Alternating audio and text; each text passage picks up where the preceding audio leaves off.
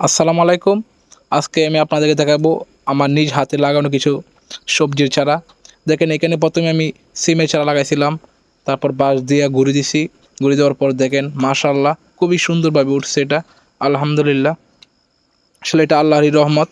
আর এই পাশ দিয়ে দেখেন অনেক চারা, এগুলো মাত্র বয়স হইতেছে আপনার 3 বছর। দেখেন 3 বছরই কত বড় হয়ে গেছে এবং এটার মধ্যে কী বলবো আপনার ফলন ধরে গেছে। এটা হচ্ছে সুপারি গাছ। দেখেন এইখানে কিন্তু আপনার সুপারিও ধরে গেছে। আর এটা আমার পুকুর। এই দেখেন আমি দেখাইতেছি, এখানে দেখেন এই যে আয়সা পড়ছে সুপারি কিন্তু ধরে বসে, মাত্র 3 বছর বয়স। আলহামদুলিল্লাহ, রিজিকের মালিক আল্লাহ। আল্লাহ চাইলে আরও ছোটো গাছেও দিতে পারেন ফলন। সবই আল্লাহর কাছে শুক্রিয়া করে নাই। দেখেন এটা আমার পুকুর। আজকের দিনটা কিন্তু খুবই সুন্দর, সুন্দর আকাশ, পরিবেশে সুন্দর, চারদিকে সুন্দর অগ্রহায়ণী ধান পেকে গেছে, দেখতে খুবই সুন্দর লাগতেছে। যেহেতু আমরা গ্রামের মানুষ ভাই, এগুলো যারা শহর থাকে তারা পাবে না, কখনোই পাবে না। এটা আমাদের গ্রামের দ্বারাই সম্ভব। এত সুন্দর পরিবেশ, প্রাকৃতিক পরিবেশ দেখা, পাখির কিচিমিচির শব্দ অনেক ভালো লাগে। দেখেন এই গাছেও আয়সা পড়ছে।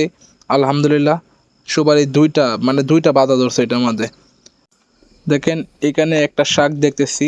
এই শাকটা কিন্তু আমরা ছোটোবেলা ক্লাস 4-5-এ বিজ্ঞান বই দেখেছি, কিন্তু এটার নাম আমার মনে নেই এখন। খুবই উপকারী একটা শাক, এটার নাম আমার মনে নিতেছে না। যদি আপনারা কারো মনে হয় তো অবশ্যই কমেন্টে জানাবেন, কিন্তু এটা একটা নাম আছে, এই নামটা আমার বর্তমানে মনে নিতেছে না। আর আপনাদেরকে আমি এখন আবার দেখাইতেছি। দেখেন এখানে আমি একটা জলফই গাছ লাগাইছিলাম, একটা না দুইটা লাগাইছি। এটাতে কিন্তু এবার জলফইও আয়সা পড়ছে। আলহামদুলিল্লাহ, হয়তো আমার কপাল ভালো, যার কারণে 3 বছরে কোনো গাছেই ফলন আসে না। তো আমি এখন জলপাই পাড়ার চেষ্টা করতেছি, একটা ছোট লাঠি দিয়ে, কিন্তু আসতেছে না। আমি অনেক চেষ্টা করতেছি। আসলে এই জলপাইগুলা খুবই বড় হয়েছে, যে এটা গাছের জাত ভালো, না হয় আমার কপাল ভালো, কারণ আমি নিজের হাতে লাগাইছি এগুলা। দেখেন আমি কিন্তু অলরেডি পেরে ফেলছি। এখন আমি এটা ট্রাই করব। বিসমিল্লাহ। খুবই টক, তারপরও এটা অনেক বাড়তি হয়েছে, যার কারণে ভালো লাগতেছে। আর সবাই কিন্তু অবশ্যই মাশাল্লাহ বলবেন, কারণ মাশাল্লাহ যদি না বলেন তাহলে কিন্তু অনেকেরই নজর লেগে যেতে পারে। তো সবাই মাশাল্লাহ বলবেন। এখন আমি আপনাদেরকে দেখাবো আমার সামনে আরও কিছু গাছ লাগাইছিলাম। ওইখানে আপনার সুপারি গাছ লাগাইছি। এই পারে প্রায় 50টার উপরে সুপারি গাছ লাগাইছিলাম।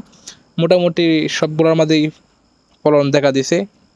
আলহামদুলিল্লাহ, সবই আল্লাহর ইচ্ছা। দেখেন এইখানে কিন্তু আর বেশি হয়েছে মাশাল্লাহ। তো দোয়া করবেন এইগুলো সবগুলো যেন হয়। তো আপনাদেরকে খাওয়াবো, সুপারি, সমস্যা নাই। আর দেখেন এই পাহাড়ে কিন্তু প্রচুর আপনার ইঁদুরে ডিস্টার্ব করে, ইঁদুরে। দেখেন গাছের আগার মধ্যে কিন্তু বাসা বানাইছে। আসলে ইঁদুরও আমাদের অনেক ক্ষতি করে। যাই হোক, সবাই ভালো থাকবেন। আসসালামু আলাইকুম রহমতুল্লাহ।